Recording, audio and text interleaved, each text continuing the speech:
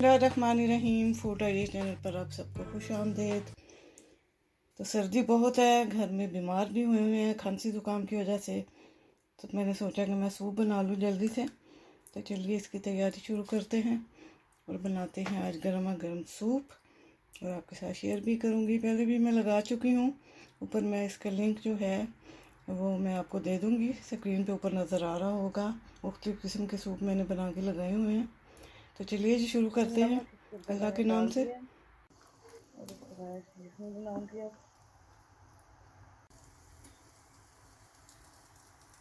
मेरा ऐसी है कि मैं ना हड्डियों के साथ से सारा कुछ उतार के तो फिर कुछ देर के लिए खाली हड्डियां भी ज़रा पकाती हूँ, ताकि जो कसर कुसर है हड्डियों के अंदर से सारा जो इसका वो है वो निकल जाए असर।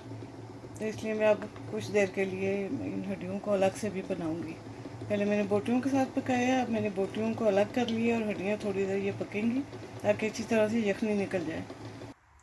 यहाँ मैंने यखनी को छान लिया है, अंदर से जो भी हड्डियाँ वगैरह थी वो सब निकल गई हैं। अब मैं इसके अंदर ये छोटा छोटा किया हुआ गोश्त डाल दूँगी। इसके साथ ही थोड़ा सा इसमें डालूँगी अजीनोमोटो। ये मैं इसके अंदर काली मिर्च और अजीनोमोटो डाल रही हूँ। काली मिर्च अजीनोमोटो डालने के बाद इसमें मैं डाल रही हूँ थोड़ा सा एसिक। के बाद इसमें डालूँगी मैं सोया सॉस।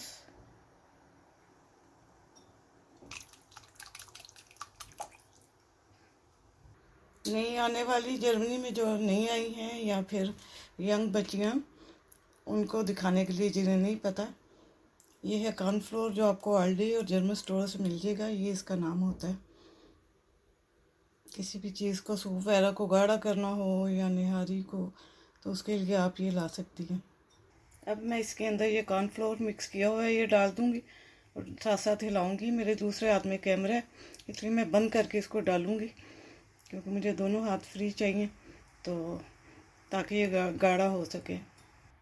अब ये गाढ़ा होने तक पकेगा, तब तक मैं अंडे फेंट लूँ। सूप गाढ़ा हो गया, अब इसके अंदर मैं डालूँगी अंडा। आज मेरे पास कॉर्न यानी कि मकई के दाने नहीं थे, इसलिए मैंने वो नहीं डाले। ये कुछ ज़्यादा ही इसमें थोड़ा सा मैश हो गया, वो इस तरह के मैंने थोड़ा सा ग्राइंडर में कर लिया, तो वो ज़्यादा जो था ना सीने का गोश्त वो ज़्यादा छोटा छोटा हो गया, मुझे वो पसंद नहीं आ रहा। तो चलिए जी अब इसके अंदर डालती हूँ मैं अंडा डाल के फिर इसको हिलाना नहीं है थोड़ी देर के लिए। बिल्कुल इसके अंदर चम्मच नहीं फेरना, ताकि वो मोटा मोटा सा हो जाए, बिल्कुल बारीक नहीं करना। चलिए जी सूप तैयार हो गया है। इसके लिए मैंने सब्ज़ मिर्च और सुरख मिर्च का जो है वो भी बना ली है सॉस। क्या चलिए जी सूप तैयार हो गया। इसके अंदर मैंने अंडे भी उबाल के डाल दिए हैं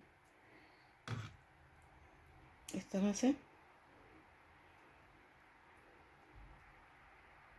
तो मुझे दें इजाज़त, मिलते हैं फिर किसी अच्छी नई वीडियो के साथ। अल्लाह हाफिज़।